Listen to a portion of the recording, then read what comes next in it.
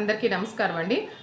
నిన్నటి నుంచి రాష్ట్రంలో కోడికత్తి డ్రామా నెంబర్ 2 మొదలైందండి. నెంబర్ 1 12వ తారీఖు అక్టోబరు 2018లో కోడికత్తి డ్రామా నెంబర్ 1 జరిగింది. ఇప్పుడేమో నెంబర్ 2 మొదలైందండి.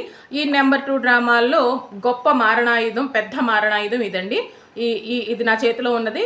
ఇప్పుడు రాష్ట్ర ముఖ్యమంత్రి, ఇప్పుడు ఆపద్ధర్మ ముఖ్యమంత్రి జగన్మోహన్ రెడ్డి గారి మీద హత్యాయత్నానికి ఉపయోగించిన పెద్ద మారణాయుధం అండి ఇది నిన్నటి నుంచి ఈ డ్రామా మొదలైందండి. ఈ ఎపిసోడ్లో మాకు కొన్ని డౌట్స్ ఉన్నాయండి. ఒక రాష్ట్ర ముఖ్యమంత్రి ఎన్నికల ప్రచారం చేస్తుంటే కరెంట్ ఎందుకు పోయింది? అది నెంబర్ 1. కరెంట్ ఎందుకు పోయింది?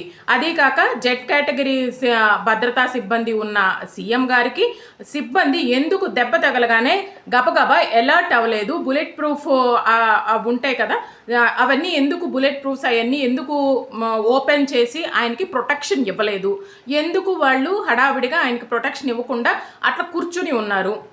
ఇంకొకటి, అసలు దీని మీద మాకు చాలా డౌట్లు ఉన్నాయండి.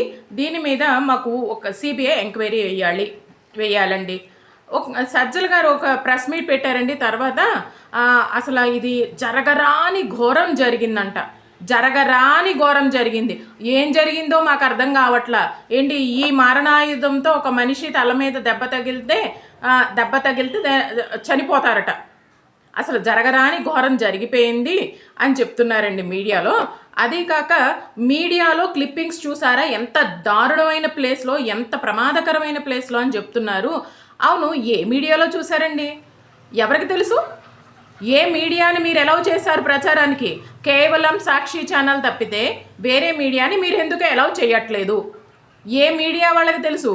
మీరిచ్చిన వీడియో క్లిప్పింగ్స్ ప్రచారం చేయడం తప్పితే ఎవరు అక్కడ డ్రోన్ క్యామ్స్తో మీరు షూట్ చేయించట్లేదు అక్కడ ప్రచార కార్యక్రమాన్ని? లోకేష్ బాబు పాదయాత్ర చేస్తుంటే ఒక 10 సంఖ్యలో డ్రోన్లు తిప్పి మీరు అక్కడ జరిగే కార్యక్రమాలని షూట్ చేయించారే.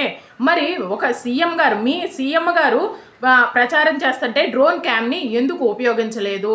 ఒక బలమైన కారణం ఉందని మీరే చెప్తున్నారు. మాకు తెలియట్లా.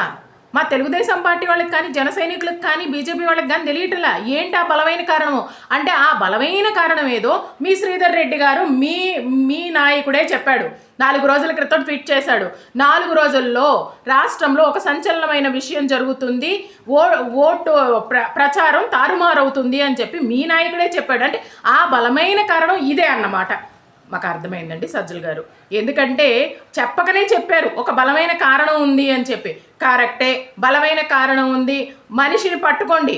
ఎవరు అధికారంలో ఉన్నారు, ప్రతిపక్షంలో ఉన్నప్పుడు మీరు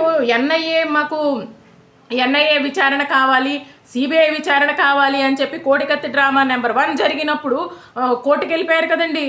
మరి ఇప్పుడు ఎందుకు వెళ్ళండి. మీరు అధికారంలో ఉన్నారు. ఎవరైతే రాయి విసిరారని అనుకుంటున్నారో మీరు, వాళ్ళెవరో మీకు ఈజీగా పట్టుకోవచ్చండి. అధికారంలో ఉంటే పెద్ద విషయమేం కాదు వాళ్ళని పట్టుకోవచ్చండి. ఇదంతా డ్రామా అని కొట్టిపారేస్తాం. నిజమే, డ్రామాని మీరు చెప్పడం ఏంటండి? మీరు అంటే ఏంటి? అందరూ అనుకునే మాటే. డ్రామానే కొట్టిపారేస్తున్నారు అందరూ. ప్రజలు నమ్మటానికి సిద్ధంగా లేరు.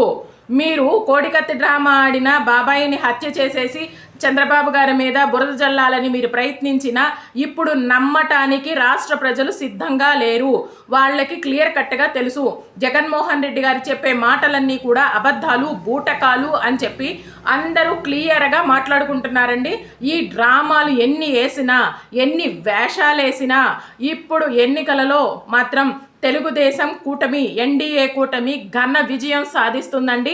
మీరు ఈ పిచ్చి డ్రామాలు వేయడం మానేసి ఇంకేదన్నా దారి ఉంటే వెతుక్కోండి. ప్రజలకు ఏమన్నా మంచి చేయాలనే దారి ఏదన్నా ఉంటే వెతుక్కోండి. అంతేగాని ఇలా పిచ్చి డ్రామాలు వేసి ప్రజల్లో ఇంకా దిగజారిపోమాకండి. అది గుర్తుపెట్టుకోండి.